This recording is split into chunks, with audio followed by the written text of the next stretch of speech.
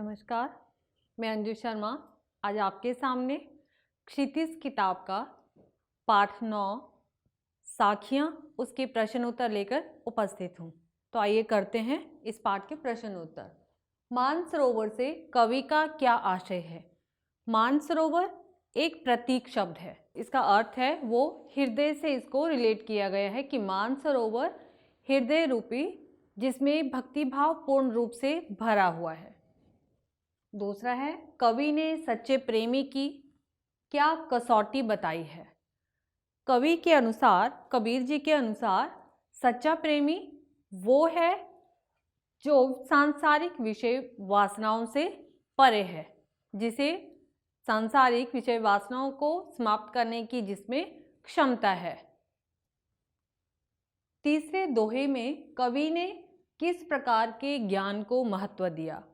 तीसरे दोहे में कवि ने हाथी की तरह सबल और शक्तिमान ज्ञान को महत्व दिया है। जिस प्रकार से हाथी अपने रास्ते चलता है, उसकी चाहे कितनी भी आलोचना करे, पीछे से कितने भी कुत्ते भौंके, लेकिन वो उनकी आवाज़ सुनकर अपना रास्ता नहीं बदलता, वो अपने मार्ग पर चलता रहता है। इस संसार में सच्चा संत कौन कहलाता है?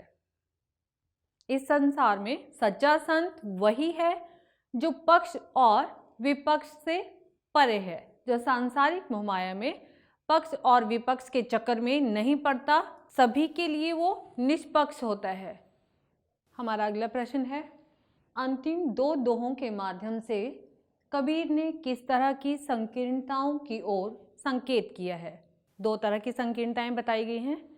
पहले दोहे में कि अपने धर्म को श्रेष्ठ सिद्ध करना, अच्छा मानना और दूसरे के धर्म की निंदा करना वो गलत है, क्योंकि भगवान सभी एक हैं।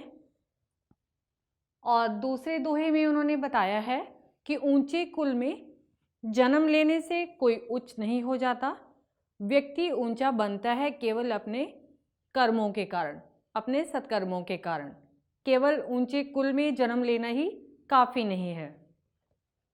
अगला हमारा प्रश्न है, किसी भी व्यक्ति की पहचान उसके कुल से होती है या उसके कर्मों से? तर्क सहित उत्तर दीजिए। तो व्यक्ति की पहचान किससे होती है? उसके कर्मों से। केवल ऊंचे कुल में जन्म लेना ही काफ़ी नहीं है।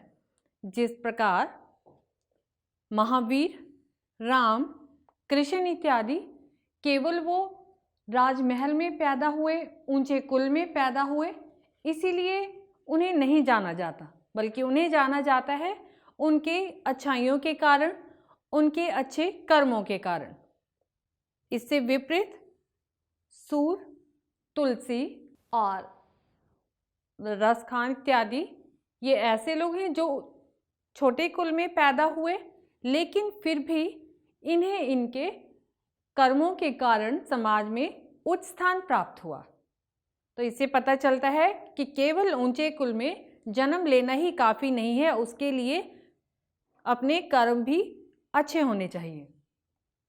काव्य सौंदर्य, हस्ती चढ़िए ज्ञान को सहज दुलीचा डारी, स्वान रूप संसार है भूकन दे झक मारी। ज्ञान की तुलना जो है वो समर्थ और शक्तिवान हाथी के साथ की गई है। जिस प्रकार हाथी रास्ते में चलता है, उसके पीछे पीछे बहुत से कुत्ते भी भौंकते हैं, लेकिन हाथी जो है वो उनसे डरकर अपना रास्ता नहीं बदलता, वो अपने रास्ते पर लगातार चलता रहता है, वो उनसे नहीं डरता। इसी प्रकार मनुष्य को भी अपने कर्म करते रहना चाहिए। लोगों की आलोचनाओं का हमें उतना अधिक ध्यान उनकी तरफ नहीं देना चाहिए, क्योंकि स्वान रूप संसार है। संसार तो कुत्ते की तरह है जो अच्छे काम करने वालों की आलोचनाएं करता ही रहेगा, लेकिन उनकी आलोचनाओं की परवाह किए बिना हमें आगे बढ़ना है। हमारा अगला प्रश्न, मनुष्य ईश्वर को कहाँ कहाँ ढूंढता फिरता है? मनुष्य ईश्वर को मंदिरों में, कैलाश में, काबा में और सभी धार्मिक स्थलों पर जगह जगह जाकर उसे ढूंढता रहता है। कबीर ने ईश्वर प्राप्ति के लिए किन प्रचलित विश्वासों का खंडन किया? कबीर जी ने ईश्वर प्राप्ति के लिए अलग अलग तीर्थ स्थानों की यात्रा करने के लिए उस बात का खंडन किया कि ईश्वर हमारे अंदर है, उसे ढूंढने के लिए कहीं जाने की आवश्यकता नहीं है, क्योंकि वो हमें अपने भीतर मिलेगा। उसके लिए बाहरी जो आडंबर है उनमें जाने की आवश्यकता नहीं है, ना किसी भी तीर्थ स्थल में और ना ही कहीं और। कबीर ने ईश्वर को सब श्वासों की श्वास में क्यों कहा है?